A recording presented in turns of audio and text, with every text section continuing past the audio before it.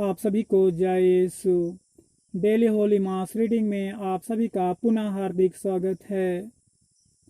यीशु मसीह के जीवित व सत्य वचनों को अपने प्रियजनों और मित्रों के साथ अधिक से अधिक शेयर करें और मसीह परिवार को आगे बढ़ाने में सहयोग दें। क्रूस का चिन्ह पिता, पुत्र और पवित्र आत्मा के नाम पर आमीन। पहला पाठ राजाओं का दूसरा ग्रंथ, अध्याय 24, पद संख्याएं 8 से 17। पाठ का विषय है यहोयाकीन के शासन का प्रारंभ। यहोयाकीन 18 वर्ष की उम्र में राजा बना और उसने यरूशलेम में 3 महीने तक शासन किया। उसकी माता का नाम नहुस्ता था और वह यरूशलेम वासी एलनातन की पुत्री थी। यहोयाकीन ने अपने पिता की तरह वही किया जो प्रभु की दृष्टि में बुरा है। उस समय बाबुल के राजा नबूकदनेजर के सेनापतियों ने यरूशलेम पर आक्रमण किया और उसे चारों ओर से घेर लिया।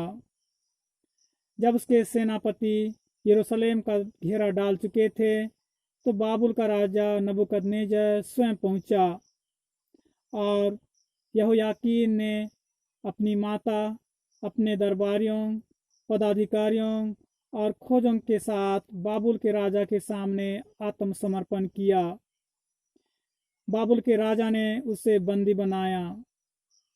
वह नबूकदनेजर के राज्यकाल का 8वें वर्ष था। वह प्रभु के मंदिर और राजमहल की सब बहुमूल्य वस्तुएं उठाकर ले गया, जैसा कि प्रभु ने पहले से कहा था। उसने सोने की वह सब सामग्री तोड़ डाली जिसे इस्राएल के राजा सुलेमान ने प्रभु के मंदिर के लिए बनवाया था। वह यरूशलेम के सब पदाधिकारियों, सैनिकों को, कुल मिलाकर 10,000 लोगों को सब कारीगरों और लोहारों के साथ बंदी बनाकर ले गया। देश में केवल दरिद्र जनता रह गई। वह यहोयाकीन को बाबुल ले गया।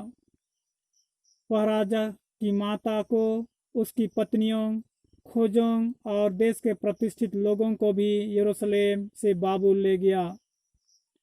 7,000 सैनिक, 1,000 कारीगर, लोहार, जितने भी लोग युद्ध के योग्य थे, सब बाबुल के राजा द्वारा निर्वासित किए गए।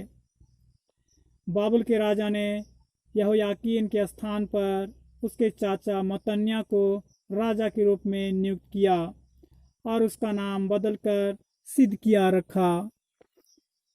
यह प्रभु का जीवित वचन है। ईश्वर को धन्यवाद। आमीन।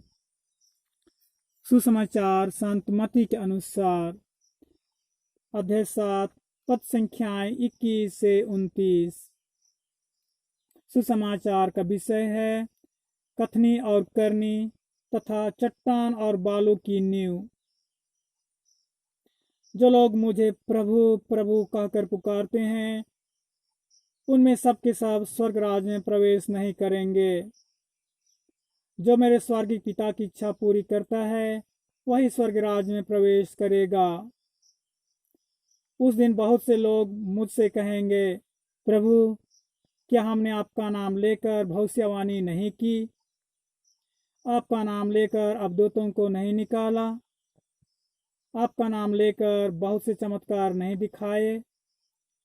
तब मैं उन्हें साफ साफ बता दूंगा, मैंने तुम लोगों को कभी नहीं जाना। कुकर्मियों, मुझसे दूर हटो। जो मेरी ये बातें सुनता और उन पर चलता है, वह उस समझदार मनुष्य के सादृश है जिसने चट्टान पर अपना घर बनवाया था। पानी बरसा, नदियों में बाढ़ आई, आंधियां चली और उस घर से टकराई, तब भी वह घर नहीं ढहा, क्योंकि उसकी नींव चट्टान पर डाली गई थी। जो मेरी ये बातें सुनता किंतु उन पर नहीं चलता, वह उस मूर्ख के सादृश है जिसने बालू पर अपना घर बनवाया।